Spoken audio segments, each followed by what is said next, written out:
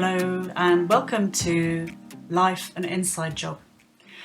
And this episode, we're going inside vaginas.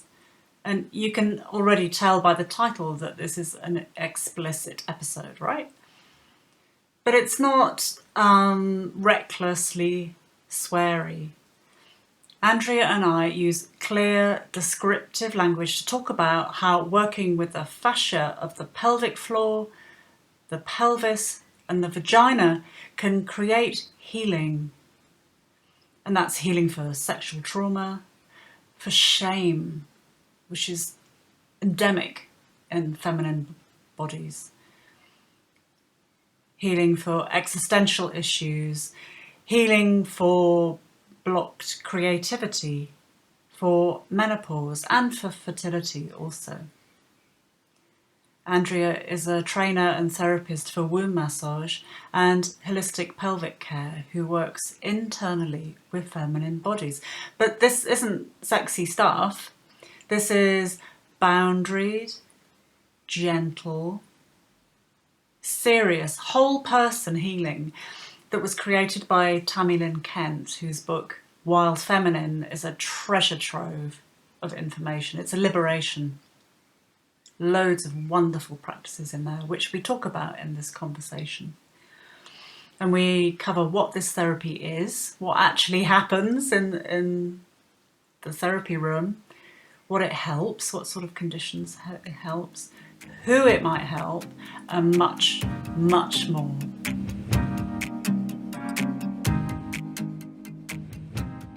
So, Andrea, we were just saying, I was just asking you if you could talk about vaginal atrophy and the sort of problems that people have with their vulvas and vaginas in perimenopause and menopause, like painful sex and dryness and all that kind of thing. And you said... Whoa, I said I had considered that this morning when I was kind of writing my bits and pieces ready for this.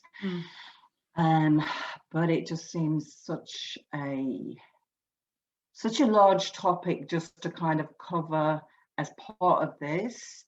But also it's interesting because it does dovetail into my own experience and what brought me into this work in the first place. So I definitely feel it needs to have a forum and it needs to have a voice, because for so long I was led to believe that vaginal atrophy was just about dryness, and that wasn't what I was experiencing. So I kind of had to go round the houses, and eventually I found the work of Tammy Kent, which brought me into being a holistic pelvic care practitioner. But I'd really like that not to have to be such a long-winded 5-year journey for other women, so that they can kind of like understand what their symptoms are very real. And it's not, atrophy is, I think when I actually found out what it was when I searched vulva vaginal atrophy, and then it was kind of like, whoa, okay, this is it. So it definitely, I think, deserves another podcast if you'll have me on again. We'll see how this goes. Of course. Well, I would really like to do that, because as you say, it's not simple or straightforward. There is so much to it, and I think that it really deserves time to unpack what that might be like. Because it's quite shocking. It's quite a kind of scary place to find yourself, especially when you've not had those conversations with any friends or colleagues, and to kind of like realize what you're experiencing is this horrible term called vulvar vaginal atrophy, which is kind of like, it's not nice, is it? What do you think we should call it instead? Muff trouble with me. Muff trouble. Menopausal muff, maybe. It's a thing. It is now a thing. I have menopause muff. Now, okay, I warn you now, lovely listeners, that I have a terrible habit of a double entendre. So I have no doubt that this is going to be stiff with them.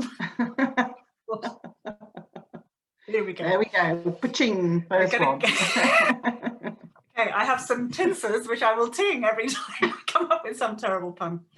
But before I get too hysterical, please can you tell me about this amazing work that you do?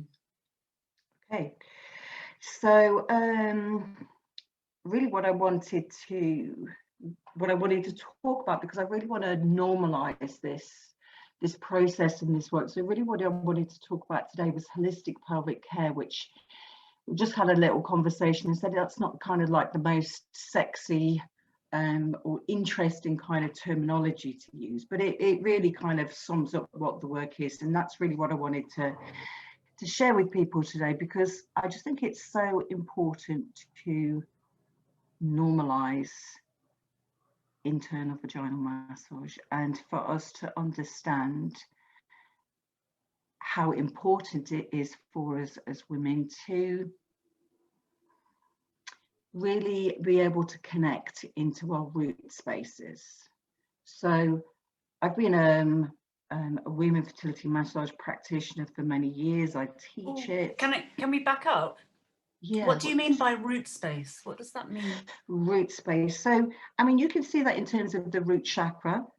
Okay. And what does that, can you explain what that is? Yeah. So I'm sure probably everybody's familiar with the idea of chakras that's going to be listening.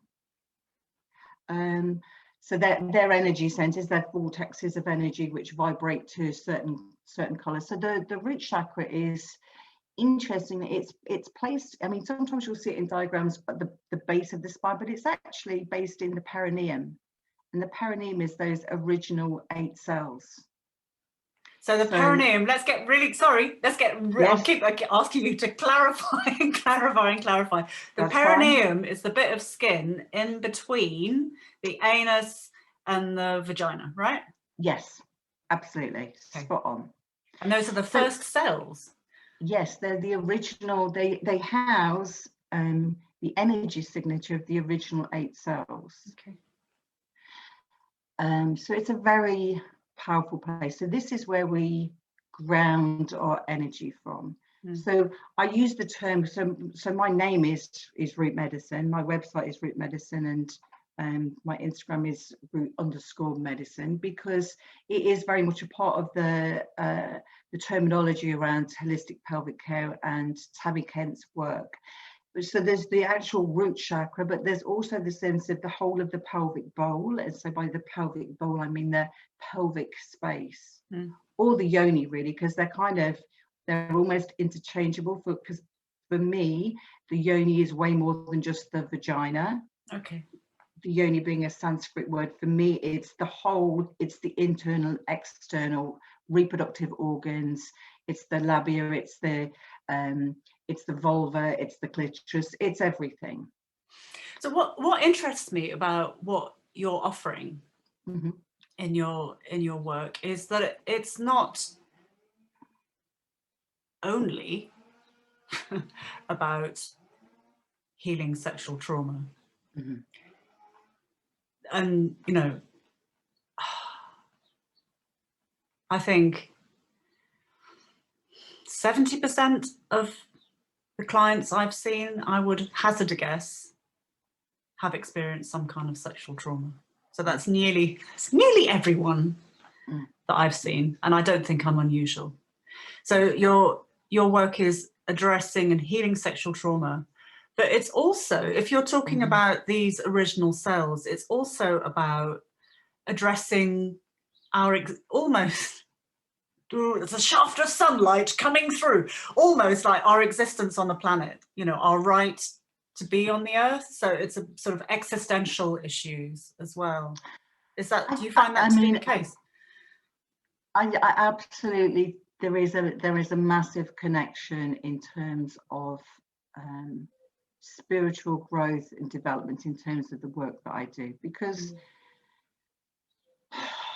gosh, wasn't expecting the conversation to go in this direction, but that's fine. It's kind of like, you know, when we start to clear away these woundings, these deep core woundings, these womb woundings, which might be karmic, they might be ancestral, they might be from preconception, they might be from conception, they might be from birth, they might be from time in utero. There's so many facets and possibilities and potentials of where we've experienced these traumas.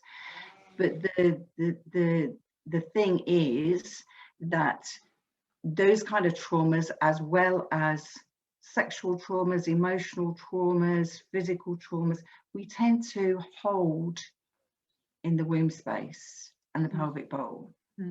So the work is to bring a client's consciousness and awareness and intention and breath into this space to then see what unfolds and what presents in its space. So there's a very physical aspect to the work, because you're working the fascia.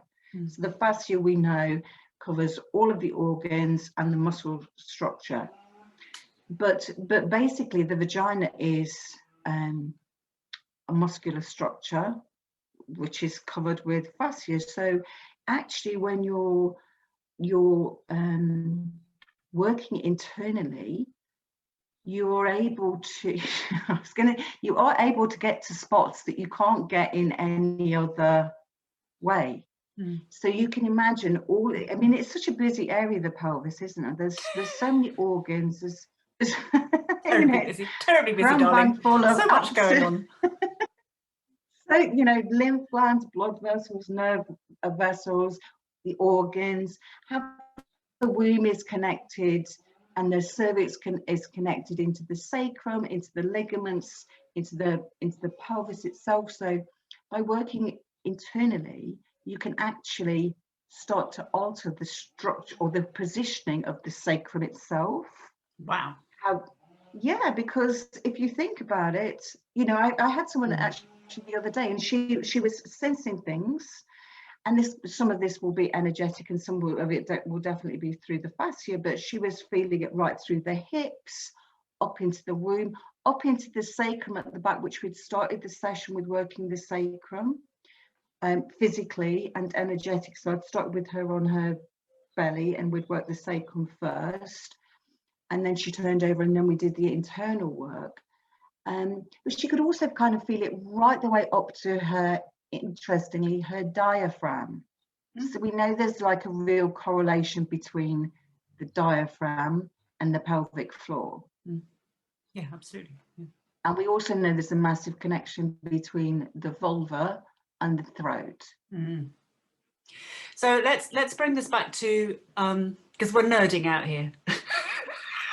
Sorry, can't help it. No, I'm not going to apologise. Don't apologise, because whenever we meet, we nerd out into pelvic busyness, and fascia and all this kind of stuff.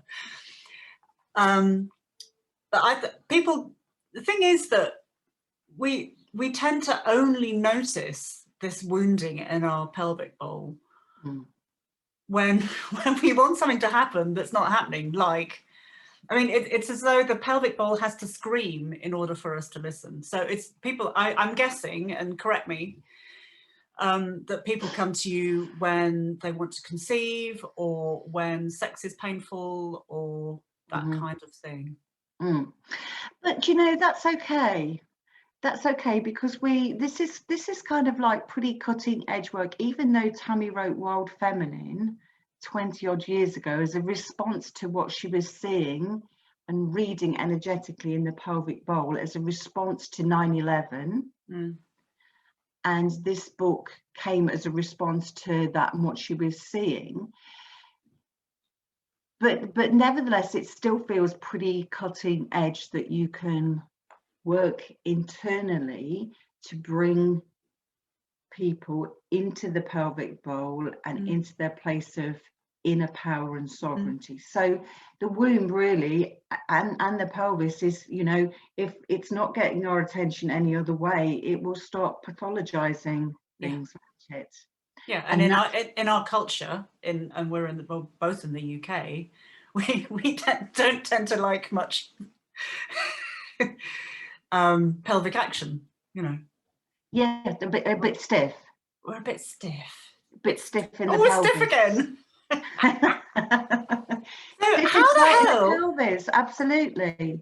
How the hell do you Absolutely. make it safe? Because for most people, having somebody else's finger in their vagina is a very private and sensitive and kind of, well, it's not taboo, but you know, it doesn't happen very often with somebody you don't know. So how do you make it safe and okay for people? Because I should say, we've known each other for a while, and I bloody love you, and I would trust you. I completely trust you. I know you to be a really safe, solid, brilliant therapist. But not the rest of the world doesn't know this yet. Yeah, they will do when they hear this. But I think I generally start with a call. So I offer a free 30-minute call because I really feel it's important for people to have a conversation with me. And, you know, whether that's via Zoom or you know, a call, but just for them to kind of land in the space so they can kind of get a sense of who I am and how I work. I do bring a lot of humor to my work because I think it's really important to kind of create a relatable space for people. So that feels really important for me to do that. With the work, it's interesting because the three reactions that I always used to get were, oh my God, that's absolutely disgusting. Why are you doing that?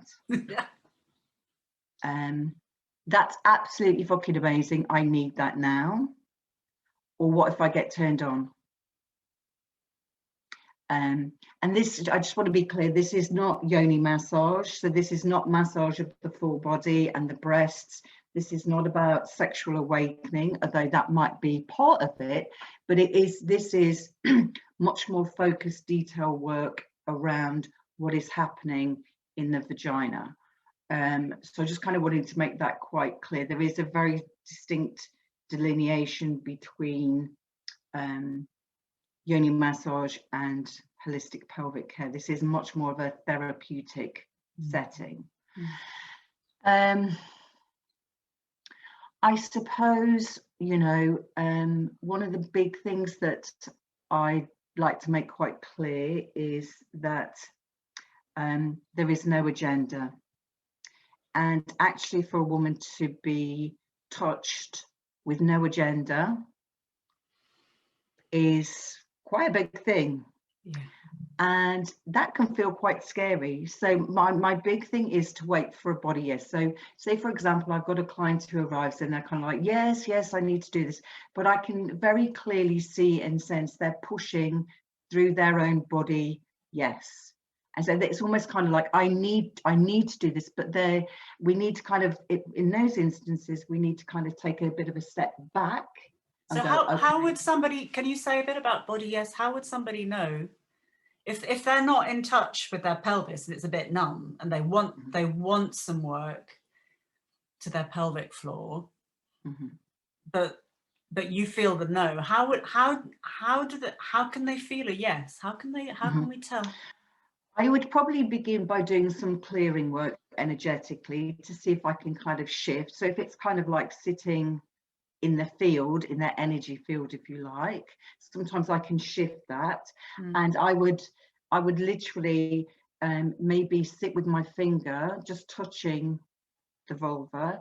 Obviously my hand is gloved and I've got lubrication. I use my left hand, which is my non-dominant hand, and my right hand is on the belly doing the actual reading.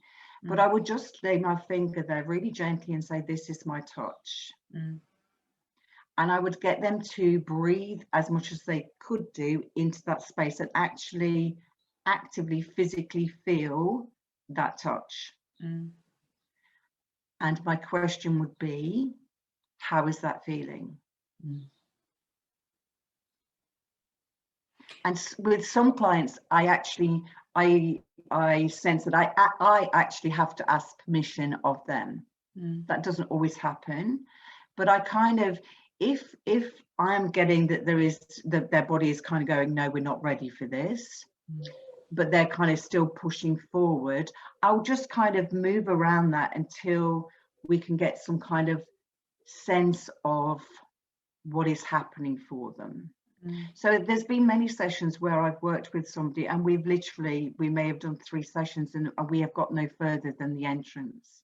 So I want to be kind of clear that we can still have massive insights, revelations, clearings, releases, repatternings from that space. So I also happen to know that you are a very skilled energy worker. So actually, I've received sessions from you which were online, which were incredibly powerful. So is it necessary to touch at all?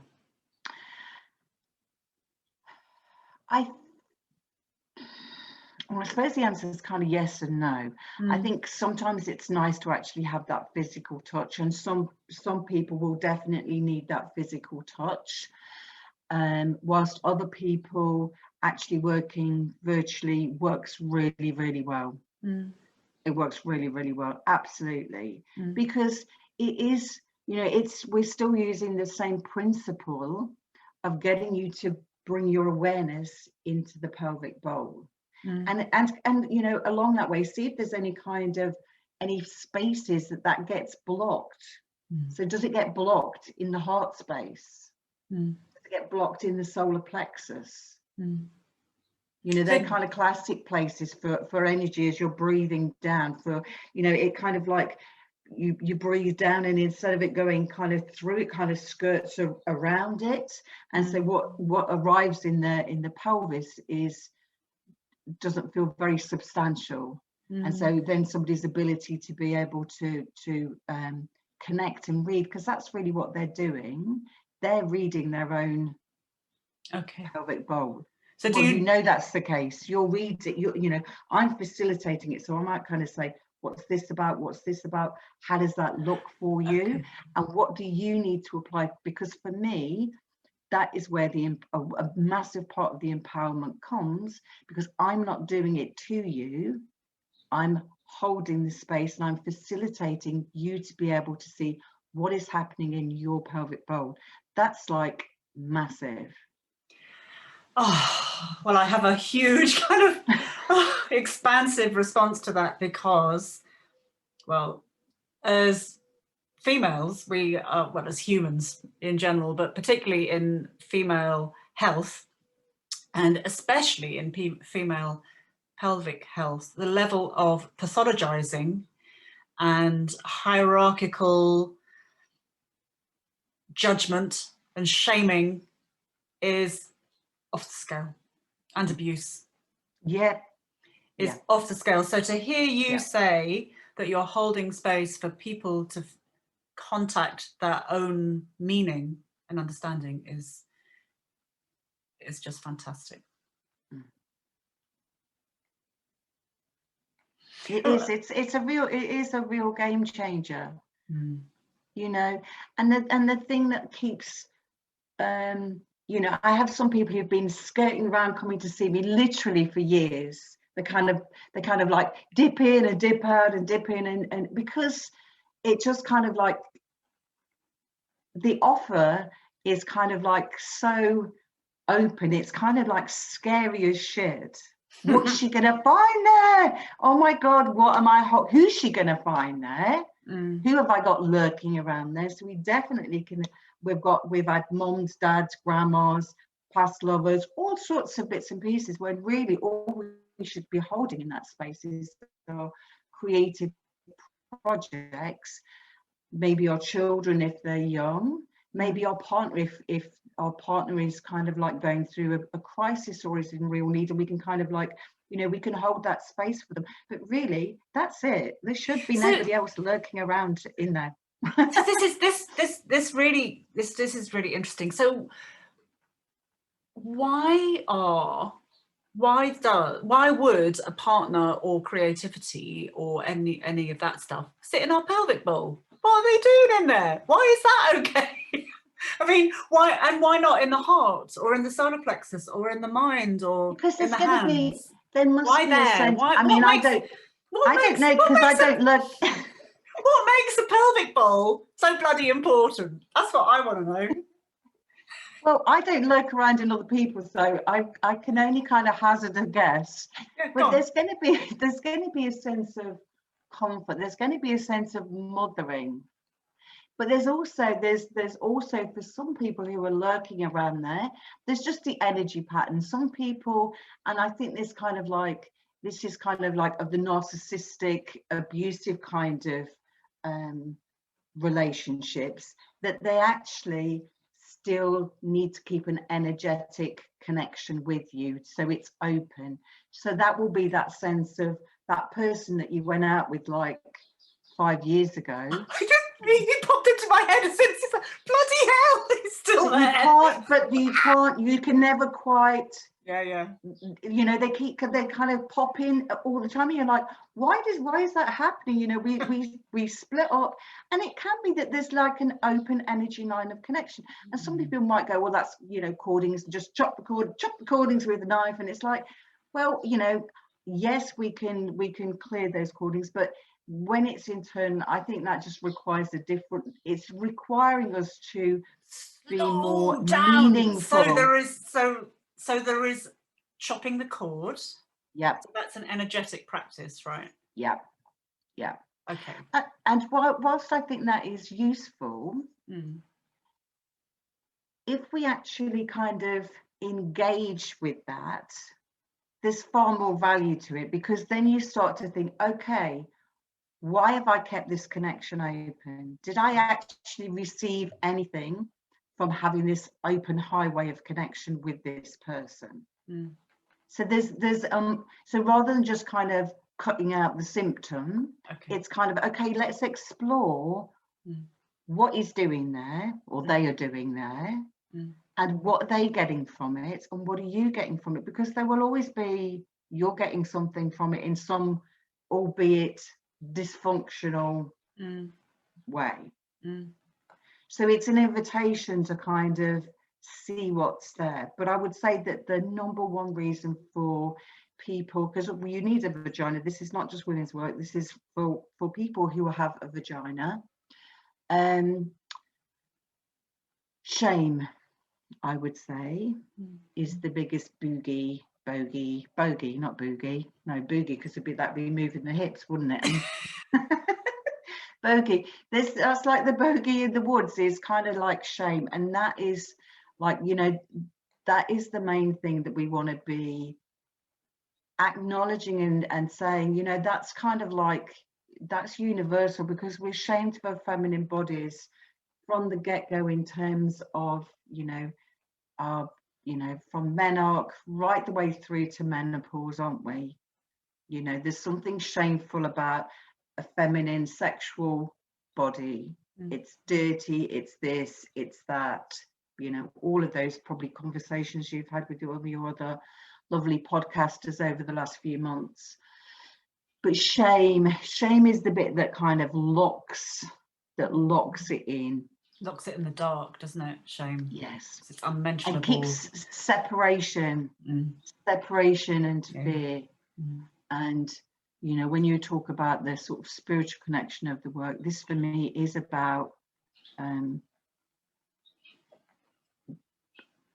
empowering ourselves, being sovereign in our power, being in a great connection to oneness and to spirit, and actually being able to listen into your innate womb wisdom. She's just dying to share it with you. She really is.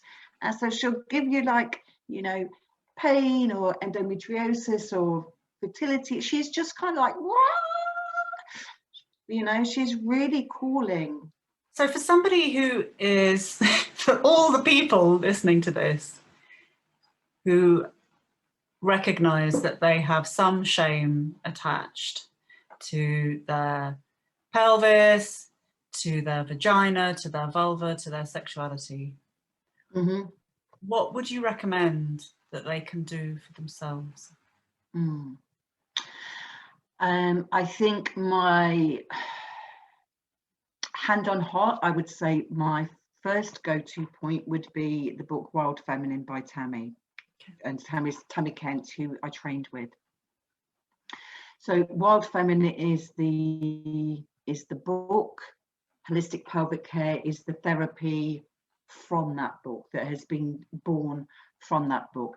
But it is absolutely chock-a-block full of exercises for and also case studies. So I always think it's like really useful to see what other women have experienced and listen to their stories and see the commonalities, because they're always there. But yeah, there's just wonderful practices, anything from Vagina Timelines, which I'm a massive fan of, to just really simple exercises like working with yourself internally and literally just inserting your finger and giving thanks for what you're finding and clearing the energies in terms of the elemental positions, like a 1 minute practice in the shower. What's a Vagina Timeline? A Vagina Timeline. Does she call it a Vagina Timeline, or does she call it something else? I've come across it in a few different modalities. I don't know whether I call it one or she does. I think she does. Basically, you're literally drawing out a timeline. So you might want to take that from conception to where you are, or you might want to take it to a little bit further back to birthing in utero. But it's kind of like those points in your life that if you sit with your hands on your pelvis in a yoni mudra, so that downward facing triangle, and just kind of you're asking really for little points where you've experienced issues or things happening to you in terms of your vagina, your sexuality. So that might include things like your experience of menarche, if you were ever touched inappropriately as a child, relationships where you gave your power away. I mean, that's a massive thing for so many women. That's kind of almost universal, that we've all experienced at least one of those where we went, okay, well, it was a yes to begin with, but now it's a no. But just kind of like, just get on with it, and you disassociate and go off somewhere else, rather than saying no. Actually, no, the answer is no. So that kind of thing, when you've birthed and you've had or medicalized issue, anytime your vagina has been touched or sought after, which might include your experiences around perimenopause and menopause as well, but just to kind of really highlight how many experiences. I mean, the way I use it, then I would kind of probably put healing down through the timeline and maybe bring it forward. But in terms of how it's expressed in the book, it's kind of like, just plotting out so we can actually really see in a linear fashion what we've experienced as women, because it's not, I can assure you, it's not going to be just like a couple of points on that timeline, because there's going to be multi points on that timeline. Because if as you say, that vaginas are wanting to speak and be heard, then a timeline is a way of listening to her story, isn't it? Yes. Of seeing the story and how everything unfolded. Yes. And also from those experiences, how that is impacted how you've then moved through life. Yeah. Because that's the thing, isn't it? Our past experiences will alter how we move through life. So we can never go back and change those experiences, but we can go back and change and put healing into how those experiences are now sitting in our energetic and physical bodies. So we can feel better. Yes. And have more pleasure. Have more pleasure, have and more maybe connectedness. Yes. Just, literally clearing out those little blocks and things that have impacted and embedded so so powerfully that they've literally altered the course of our trajectory in life. So instead of, you know, following this path, we've actually kind of gone somewhere completely different, which is never a wrong path, for sure, that we have a destiny line, and we often kind of move off that, and they're never really off, because they're always going to be showing us something. But it's the ability to be able to come back and meet that destiny line, where we really, you know, where our soul is calling for, our soul purpose, if you like. Whoa! Hit us with the big stuff, Andrea. I know. Soul purpose! Ah! I get scared when you say that. Just pop that one in. Drop that little. But it segues rather beautifully. Right at the end. It segues rather beautifully into something I really wanted to ask you, was about being stuck. So I for much of my life, and I come across so many people who are like so stuck. They feel like they can't move forward with their projects. They can't progress in their lives, or the choice is too much, or they're blocked. So how does holistic pelvic care help with creativity?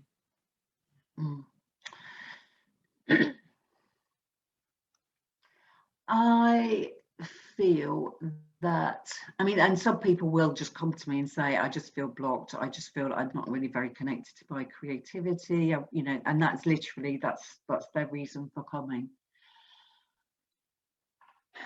By nature, they should be a natural ebb and flow between the left side, the feminine side, the being, and the right side of the doing. So there should, it's almost kind of like, I usually see it as like an infinity symbol. So that kind of lazy number 8 shape. And I kind of like see it sitting kind of horizontally over that space, with the central point being over the womb space. So for me, we create within the left, within the feminine, and it kind of gets translated and alchemized in the womb space, and then we translate that out into the world via the masculine, because the masculine is the doing. So to be able to create and get it out there is 2 different sets of energy, but we need to be able to flow between the 2 to create and to get it out there. So we can have kind of like lots of projects, but they never kind of reach fruition. Yeah, that's really common. Yeah, and so we need to kind of look at the energy of the ovaries and what is happening, you know, what wounding we've got in our masculine, what wounding we've got in our feminine. And I understand that kind of language for somebody who doesn't feel comfortable with that binary system of masculine, feminine. And so I might use the language of yin and yang. So there is a receptive and there is a receptive and an outgoing energy. Yeah. So what can people do? I mean, obviously everybody is now looking you up, about to jump in on the telephone to book an appointment, but while they're waiting for you to become available, what can they do themselves to help balance this action with receptivity? Yeah. Well, again, I would look at Tammy's work. I have got I've got various kind of meditations on. I think there's some connections to on my LinkedIn, on my Instagram. There's some meditations. So you have free resources that will. Yeah. All right. Yeah. I'll put those links in the notes. And also, so there's like free resources. So there's like meditations, and there's also things like, you know, how to yoni steam, and anything that's bringing your attention into the womb space. But so that's like really important, and just to, you know, to be curious, you know, to not blame yourself for what you're experiencing. It really is just being curious. So what I've got coming up in June is a small group, so probably 6 to 8 women, and we're exploring, it's called Wild Feminine Exploration, and it's really to bring a sense of greater embodiment so that you can then do the internal work for yourself. Right, so so you're teaching people how to do their own holistic pelvic care. Yeah, well, it's not really holistic pelvic care, but it's teaching them how to begin that process of internal work, because I assumed that that would be available to a lot of women, but when I asked the question, actually it wasn't. So you know, you have to feel comfortable in your body. So we do movement, we do breath, we do visualization and meditation, so that I can get you into the space where you're not feeling triggered and it feels safe in your body. And then I talk you through how to do that practice for yourself. Obviously most people have their videos switched off, so that's, you know, that's an invitation, on, off, whatever is comfortable for you. I really don't mind. I keep mine on. I don't record it because I think it's way too personal, and it's you know, it's really important to keep that space. But then, so I show you how, you know, how to position yourself, how to do that work, and then if you're experiencing trigger points or tenderness in the front, the back, the left, or the right, what those positionings of trigger points and tenderness might relate to. Okay. So kind of like the energy. And what if people just feel numb? What if people? Well, that's yes, that's entirely. Or feel nothing. A possibility. Say. Yes. Yes, that happens. And so, you know, that's about being curious, isn't it? Again, so rather than kind of there's something wrong with me, you know, the likelihood is there's been a massive sense of either desensitization, so through lots of medical stuff, or maybe penetration that has been anything other than, you know, non-serving. It may be dissociation from past experiences. Okay. So the call is still to bring your awareness to that space, and honestly, from doing that work, it will start to, the tissue will start to awaken. Oh my God, I have a whole list of questions to ask you, but I think some of those are going to have to wait until we meet again and talk about perimenopausal vulvas. And yeah, maybe we could do like a live as well on Instagram. Yeah, like put your questions to. That's a good idea. Yeah. So if when you're listening to this, contact me on Instagram. I'm Kate_Codrington, or your Root. Are you? Root_medicine. Yeah. Root_medicine, with questions that you'd like answered, and we'll get to those in a recording. Yeah. So just to close, can you give me your best piece of doable, everyday advice for a vibrant, healthy, happy pelvis? I think as an entree point for people, connect, and when I say connect, I mean literally, to begin with, just placing your one hand over your heart space. So we mean the heart chakra, not the physical heart, so the center of the chest between the breasts, and one hand over your pelvis. And, you know, just starting off your day or ending your day just with your hands in those positions can be like a real opening point for a lot of people. So you could have your hands in a yoni mudra over your womb space, or one hand on heart, one hand over womb, and just, you know, just taking your breath between those two places can start to open, literally just start to open things for you. So that would be my, literally as a starting point, my number one thing. And the being curious, You know, what is this about? Why is my body doing this? You know, like for me, vaginal atrophy. Why is my body doing this? What's going on? What is the call? And so obviously my call has been to dive into this work. You know, so that's where my curiosity took me, and I'm still on that journey. Yeah. Well, and benefiting thousands of other vagina owners too. Vagina holders, absolutely, yeah. Yeah. It's beautiful work. I wouldn't be doing anything else. It makes my heart absolutely. Okay, I've got to ask it because it's really cheeky. What's it like having your finger in vaginas? What's it like? Yeah. It's an absolute. Honestly, it takes my breath away.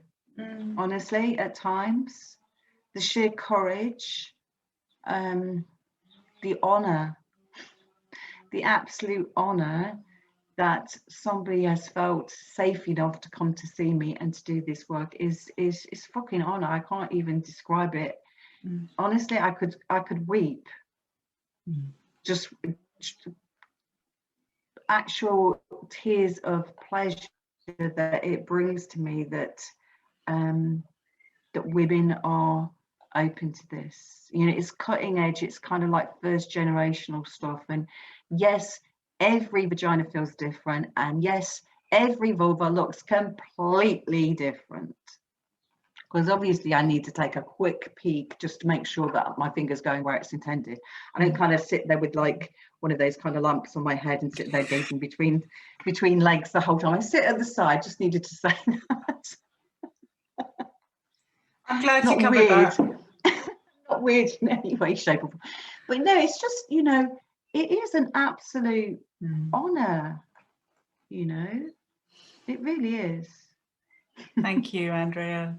It's an honor to have you on the podcast and hear all your wisdom and your generous sharing. Thank you. My pleasure, sweetheart. My absolute pleasure.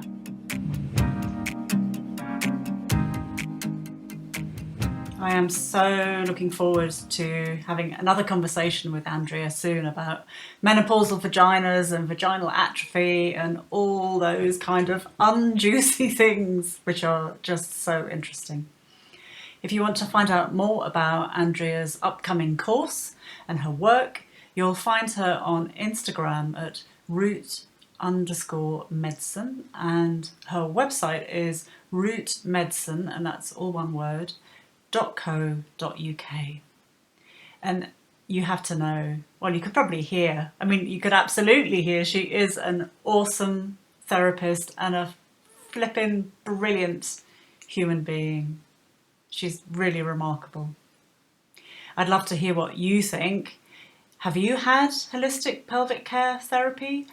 Or if you've used other practices, how have you healed sexual trauma and shame? You can find me over at Kate_Codrington on Instagram. And you can find my website at katecodrington.co.uk.